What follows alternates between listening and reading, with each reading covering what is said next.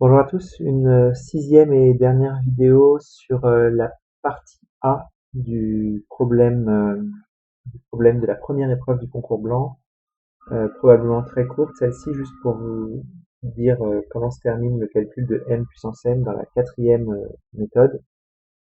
Donc on a identifié une matrice D dont on va se servir, notamment on va se servir de son lien avec m pour exprimer m puissance n. L'intérêt de la matrice D, c'est qu'elle est diagonale et que D puissance n, ça revient à élever les coefficients de la diagonale à la puissance n. Ça, c'est très très classique et je vous invite à systématiquement savoir le démontrer très rapidement par référence. Voilà, c'est très facile et la première fois que vous le rencontrez, ce sera très utile, très important de savoir le faire vite et bien. La deuxième chose, c'est que m puissance n est directement lié à d puissance n. Donc ça, c'est là aussi une récurrence très très classique. Donc on a m qui s'écrit p fois d fois p-1. Donc ça, c'est simplement mp égale pd, et on multiplie par p-1 à droite. Donc m est directement relié à d par la relation m égale pd p-1. Et quand on élève ça à la puissance n, ça revient à élever seulement le d à la puissance n. Et par quel miracle? Alors ça, on peut le voir fonctionner sans récurrence, mais de manière légèrement incorrecte. Je le fais là-haut.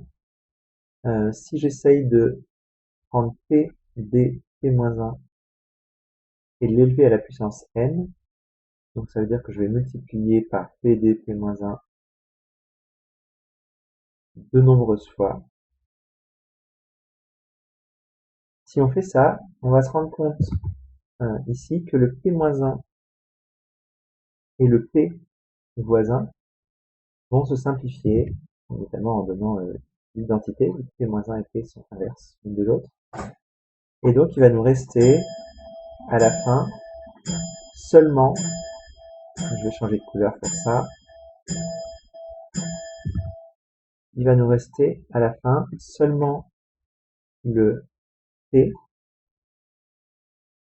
le D d'ici, le D, donc en fait il va nous rester le D de tous les termes, jusqu'au dernier, où il va nous rester le D et le dernier P-1, qui lui n'a pas de voisin pour se simplifier. Et alors les autres P, ceux des termes du milieu, vont gentiment se simplifier. Donc le P-1 d'un terme se simplifie avec le P du terme voisin. Le P-1 d'ici va se simplifier avec le P du terme d'à côté, que j'ai pas écrit, dans les points de suspension. Et le P d'ici va se simplifier avec le P-1 qui précède, qui est un terme que j'ai pas écrit, qui est dans les points de suspension. Et donc ça, à la fin de ça, il va nous rester le premier P, le D du milieu, qui apparaît autant de fois il y a de termes, et le P-1 de droite. Voilà, c'est comme ça qu'on obtient P, D à la puissance n, P-1. Donc les P, en fait, il y a une forme de télescopage, si vous voulez, qui fait qu'il va nous rester seulement le premier P et le dernier P-1. Donc évidemment, ce qui sera rigoureux, c'est de le faire par récurrence. Et dans l'hérédité, on voit exactement fonctionner le télescopage, c'est-à-dire que le P-1 et le P du milieu subissent le télescopage qu'on a vu fonctionner là-haut, et il nous reste à l'arrivée juste le P, le P-1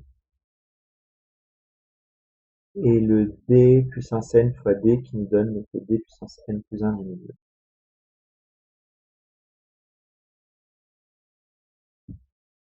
Voilà, donc cette récurrence, il est vraiment bon de savoir la faire, elle vous sera demandée systématiquement parce que ce type d'astuce avec les matrices, donc se ramener de la matrice M à une matrice diagonale, ce sera vraiment votre fond de commerce, et il y aura toujours un lien via une matrice P inversible, et ça ce sera, voilà, il vous sera toujours demandé de faire le lien entre M puissance n et D puissance n, donc il faut absolument savoir réaliser cette petite récurrence.